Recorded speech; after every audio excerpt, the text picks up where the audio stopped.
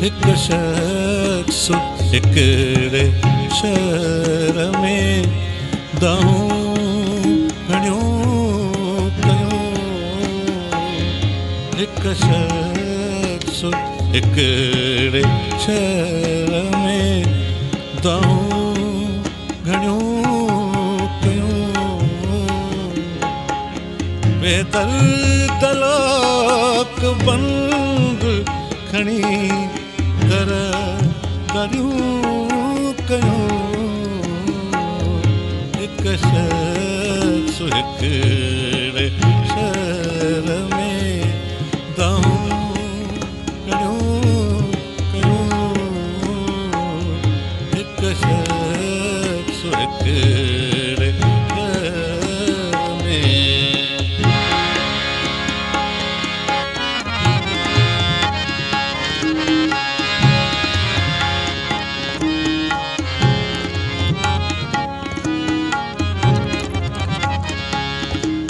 हिते कन थी भितुनि खे जासूस थी हवा।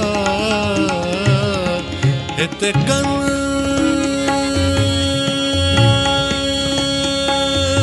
थी हिते कन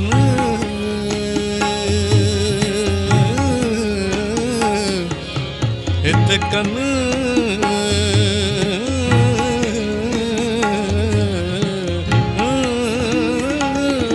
हिते कन अथई भितुनि खे जासूस थी हवा।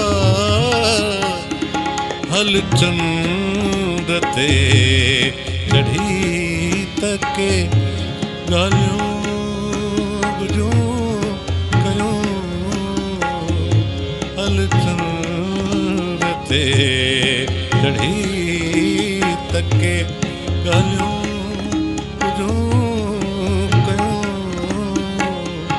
बेदर्द लोक बंद खणी दर दरियूं कयूं। हिक शख्स हिकिड़े शहर में दाहूं घणियूं कयूं। हिक शख्स हिकिड़े शहर में।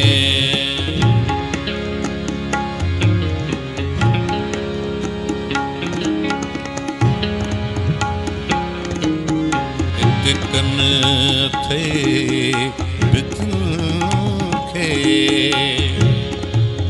हिते गुलशन सोमरो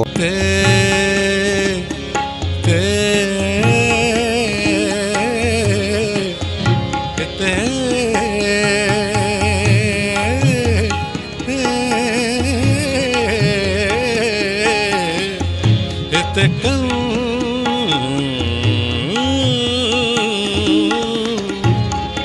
हिते कन अथई भितुनि खे हिते कन अथई भितुनि खे जासूस थी हवा।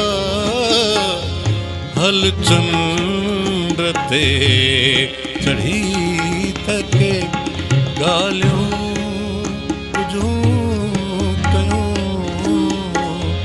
हिक शख्स हिकिड़े शहर में दाहूं घणियूं कयूं। हिक शख्स हिकिड़े शहर में।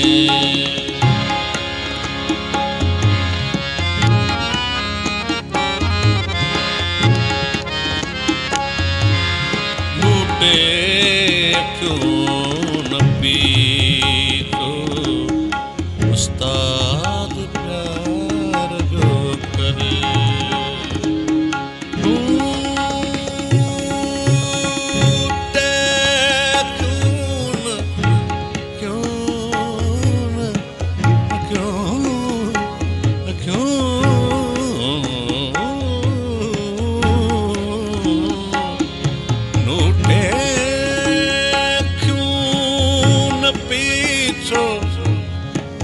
उस्ताद प्यार जो कर नूटे नूटे नूटे नूटे नूटे नूटे अखियूं न पीछो उस्ताद प्यार जो कर के वतन था बजूं कातियूं क्यों क्यों के वतन तक बजूं कातियूं क्यों क्यों बेदर्द लोक बंद खणी दर दरियूं कयूं हिक शख़्स हिकिड़े शहर में दाऊं कयूं हिक शख़्स हिकिड़े